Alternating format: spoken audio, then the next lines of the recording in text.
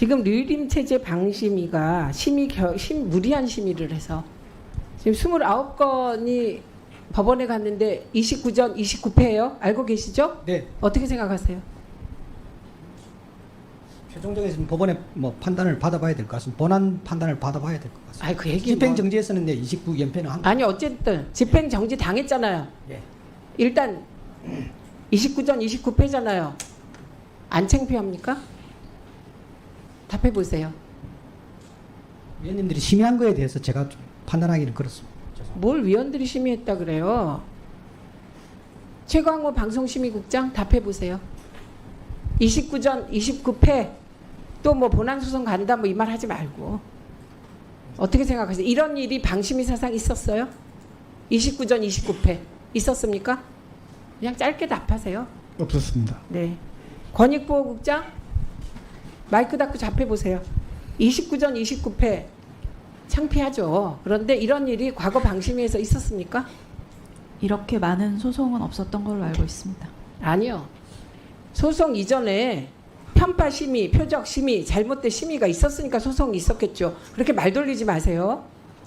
창피하죠. 그런데 이런 일이 과거에 있었냐고요. 29전 29패 있었어요, 없었어요? 없었습니다. 예. 정책연구센터장 답변해 보세요. 그래도 좀 객관적인 입장이잖아요. 29전 29연패 이런 일 있었어요? 네, 없었습니다. 네. 우선 질의하기 전에 가장 중요한 거 하나 묻겠습니다. 류희림의 청부사주, 류희림 위원장의 청부사주를 확인하는 과정에서 행정 전산망을 활용해서 개인 정보를 확인한 적이 있다고 보십니까? 그런 일 없습니다. 네. 교육 나이스 정보를 활용한 일 있습니까? 없습니다. 예, 이 점을 분명히 해야 합니다. 왜냐하면 지금 괴담이 돌고 있는데 방심위의 공익신고자가 민원인의 신원을 알기 위하여 불법적 행위를 했다는 두 가지밖에 없어요. 행정 전산망을 활용했거나 교육 나이스 정보를 활용하거나 이런 겁니다. 그런 불법적인 행위가 없었다. 이건 제가 확실하게 말씀드릴 수 있습니다. 네. 앞으로 이런 괴담이 돌지 않기를 기대합니다.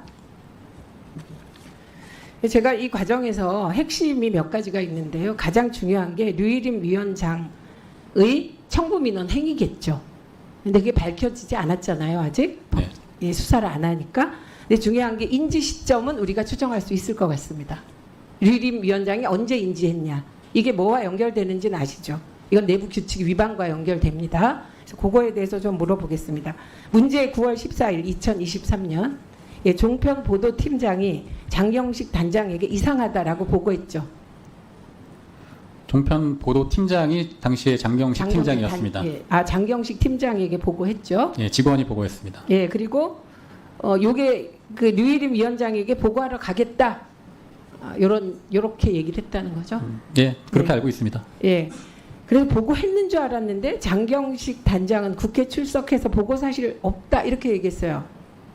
이거 사실입니까? 저는 위증이라고 생각합니다. 네, 저도 위증이라고 생각합니다. 그래서 9월 14일 날 류희림 위원장은 인지했을 것이다. 첫 번째고요. 그 다음에 두 번째는 문제 9월 27일 날 인사위원회가 소집됩니다. 그 9월 27일은 어떤 날인 줄 알죠? 내부 게시판에 누군가가 류희림 왜 회피 안 하냐 이 안건 이런 글을 올린 거예요.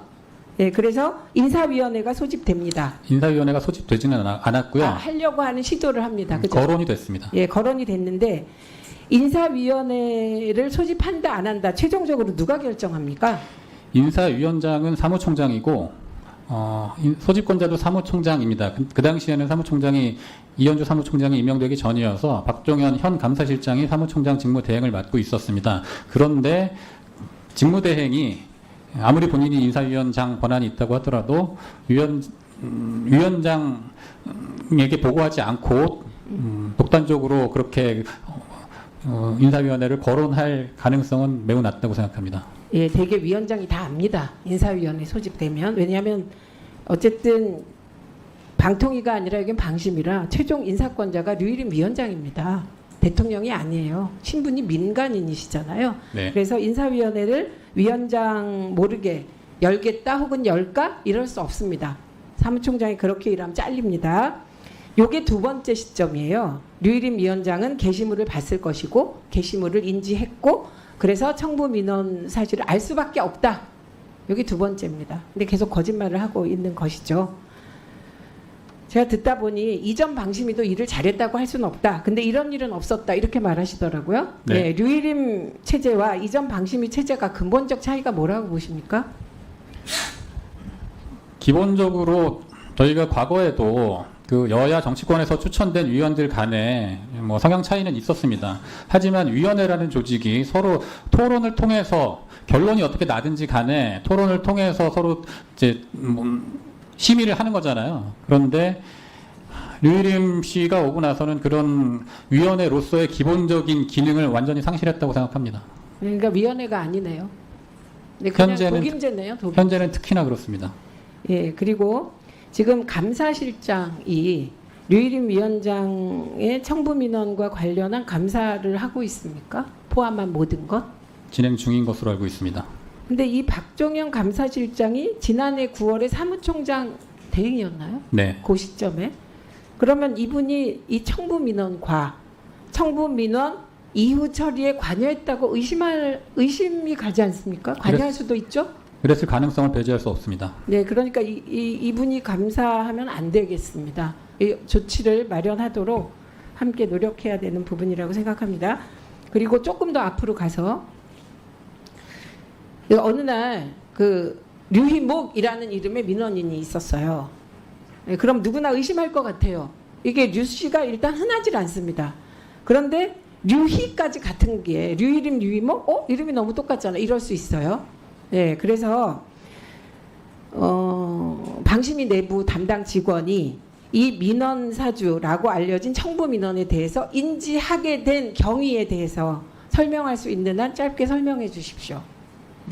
누구였든지 간에 그 이름을 보면은 궁금하네 하고 구글에 검색을 해보겠죠. 그래서 구글 검색 결과에 쌍둥이 동생이라는 게 확인이 되고 단지 기사만 본 것이 아니고 그분이 일하고 있는 이렇게 유교 관련 선비 무슨 문화원 내 이메일 계정 그 도메인이 같았던 것까지 아마 확인을 했다고 전 들었습니다.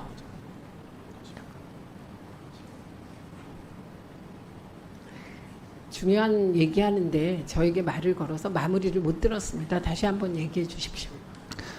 구글링을 해서 그냥 알아냈던 게 맞고요. 그리고 이제 민원인이 뭐 전화번호하고 이메일도 이제 입력을 하니까 이메일 계정까지 이 사람이 정말 친동생이 맞구나라는 것을 확인을 한 것이고요.